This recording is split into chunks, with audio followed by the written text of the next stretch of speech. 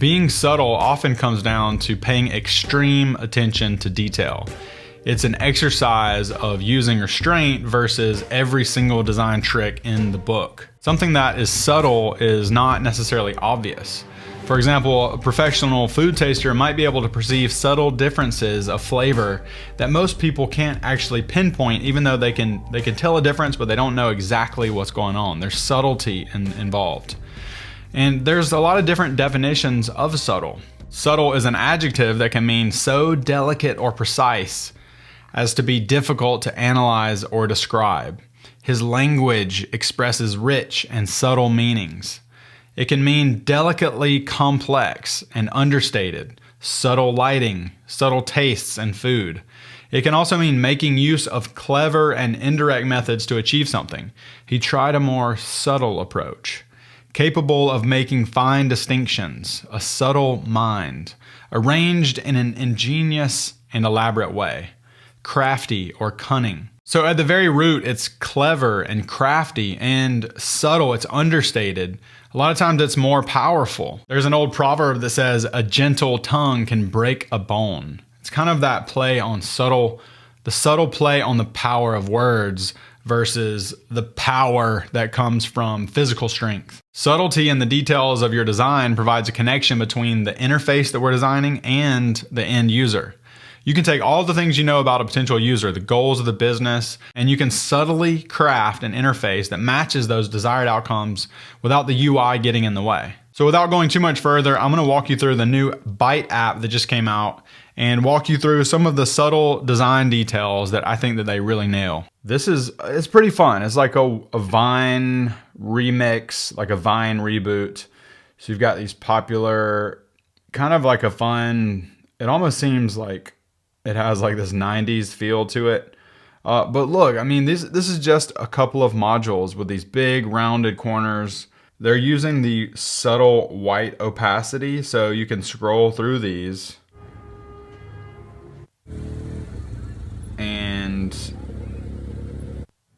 they're not too worried about having some big gradient on the images. So even if you're on an all white background, it might be slightly harder to read, but they're just using some very, very simple, very subtle little details here to make it work. I mean, if you look at this, it's nothing but a tiny line of text for the description. You got the user's name, when it was posted 3 days ago. Looks like you can share it there.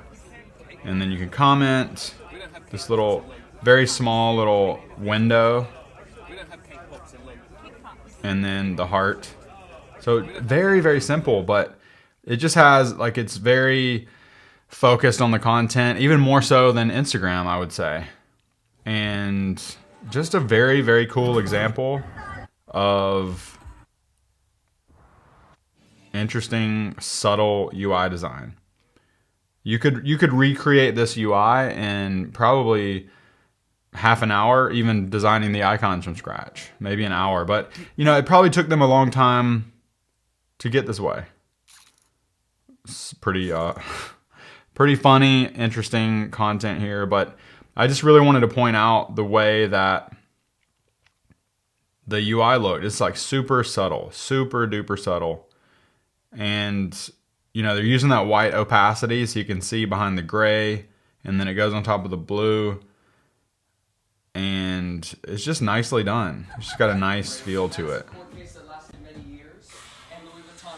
So don't underestimate how far you can go with your subtle UI design. Using restraint and being subtle is like a tiny flex in your designs that make things really come together, as opposed to getting on stage and flexing and posing and really trying to show off your UI elements, when really the focus should be on supporting the action of the user and the action that they should be taking. So I've got a couple of examples here that are not quite nailing the subtle nature of design details. So really quickly, just scanning through this, can you see the major call to action first and foremost? Where should we click? Where do they want us to click? On the orange stuff, on the blue stuff, or on this black stuff? White, orange, blue, gray, where should we click? First of all, I don't know where to click on this site to take action. if you take a little bit more time, easily create, customize, and share your professional digital portfolio website. Now, I've actually never heard of Portfolio Gen. I kind of randomly came across this, but I thought it would make a good, interesting teardown for some problems that I see with the site. So create your portfolio seems to be the main call to action, but you can tell that the orange is blending in. They're using orange for the header, orange for the H1, kind of the main call to action here. And then they also have orange view sample portfolio. And then they're using orange in the title, orange on the icons. And that's a lot of stuff to read. Orange, 3, 6, 9, 12, 15 different little things. That's probably too much to read. I definitely don't want to take the time to read all of that. And there are some interesting things about the design. This treatment between the title and this little line and this color of text, like that has the potential to shape up into something semi-nice. Then you have this really, really light typeface on this blue background that's hard to read, and kind of an overwhelming amount of content. And it's all kind of flat. Everything's the same size. This is a little bit larger, but it's just so busy, and blue, blue, blue, orange, orange, orange. It's just kind of like everything's thrown at you and nothing is really delicate and subtle. There's just a massive amount of design details kind of flying at you, and it's just hard to digest. It's too much. It's like trying to make your first dish and you're just dumping every spice that you could ever imagine into the dish, and it's like, it just doesn't taste good. Sometimes a little salt and pepper can go a really long way for something really amazing. All right, check out this next example. Another random website I found called dub.com. And I know that these could very well change by the time we're actually watching these videos, but bear with me. This is what it looks like right now. So on first glance, this is not too bad. I don't like how this is kind of tucked over to the left. I feel like it should be maybe a little bit more in line with the actual main section of the website. It just seems like they had to move this way over here to make room for this giant illustration. And then all of these are quite distracting. I don't want to see that right now. And actually this little logo it feels, I don't know. I think there's some work that could be done on that. And it feels like it's competing with all these colors, and there's some harsh gradients here. Very, very strong gradient there. And just some kind of odd flat colors and gradients. There's a big mix of things going on. I think this has potential to get there, but right now it just feels kind of cluttered, and it's like, well, let's use gradients. Let's use flat colors. Let's use things that are flying out, and let's use kind of this gradient background with a stripe here, and lots of different details being thrown at us all at once. As you can see here, let's use the gradient, the big white border, and the glow, which is a lot different from these. There's not a real strong common theme between the buttons, and let's use a giant shape in the background, and there's not a lot of consistency between the typography. There's probably, I don't know, 6 to 8 different concepts that are being used here. And I'm not trying to, really smash this website and say that it's, horrible or anything. I just want to point out there's not a very digestible format, consistency with just a subtle amount of design details. This third example, Co-Video, randomly stumbled across this again today, and this one gets it a little bit better. It's a little more subtle. It's a little more cohesive. They've got a nice big header up here. I like the free trial button. Do not like the free trial hover because it's really hard to read. You could technically say, okay, start your free trial. I don't think that these colors are working on hover. And there is something a little bit odd about this centered or almost centered text. And then this is left aligned. So there's a little bit of layout issues going on. And then they're bringing in these big patterns. I actually like the patterns. They've got a nice, strong photography right here. And I don't even mind some of the concept that they're doing. And I love the typeface. But they're also doing a lot. They're trying to do a lot here with left, center, align, different colors, different rollovers, lots of patterns. These triangles have been scaled down, whereas these are a little bit larger. Seems like the pattern should probably stay the same size. And this typeface, I don't necessarily mind it. It could work, but they're using different size here and here. And then they're using it even larger here. Now I do like this combination, but something like this big high Werco video and this small text, that seems to work together, this kind of area. But then right here you have, all of a sudden, this is much larger and this is much smaller. So I think they should probably consider keeping the same size text. And so there's a lot of changes that are happening, and you can see it kind of makes it feel a little bit busy. There's just a ton of design details that are not subtle, just kind of slammed in here. And it's got a really good direction. I think the design direction is really good, and I think this is really fun. But the execution is not quite getting there. And so they are missing the mark on a couple of like foundational layout and typography type components here. And it's just kind of, it's making the vision not be as impactful as it could be. So let's look at Apple's iPhone 11 Pro website for a stark comparison. And it's not necessarily fair to compare these smaller startups compared to the iPhone 11 website, but it still doesn't mean that we can't look at this for inspiration.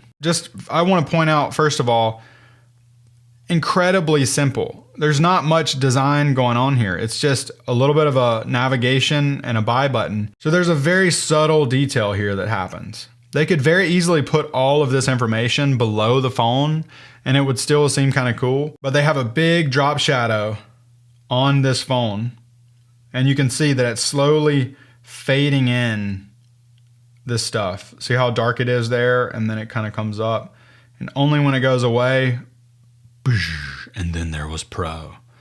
And you could argue that maybe some of this is overdone, but they're really trying to showcase this as a work of art, kind of like a gallery. Look at all the different views, and it's, again, this view there's not much going on here design-wise. It's 3 rectangles and a couple of lines of text, but they very specifically have chosen these background grays and the subtle contrast between the gray and the black here to kind of give that canvas feel, the art gallery feel for their phones. And you can see here, there's a small black overlay on top of this image. And as you scroll, it slowly fades out, so you can take a closer look.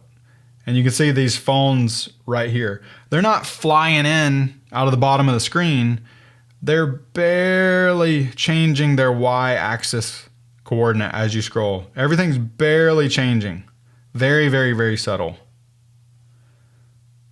Same thing here. We're fading in these images, bringing in this really big pro camera system. We've 3-upped ourselves, talking about the 3 cameras. And they could have left it at this and scrolled away and just scroll that image in the background, but they've added this very subtle rotation. It's not a giant full 360 degree spin. It's just a very subtle, like 5 to 10 to 20 degree rotation there. And then it fades out slowly. And so each one of these panels, there's not a ton going on here. It's just, they've got this kind of strict left edge here. And you'll notice if there's text on the other side, it usually ends around right in the same place. But they're setting the stage for all these subtle interactions to happen. Fade that out and bring in the next section. And it's just a very simple line, very slowly going to point out the ultra wide camera.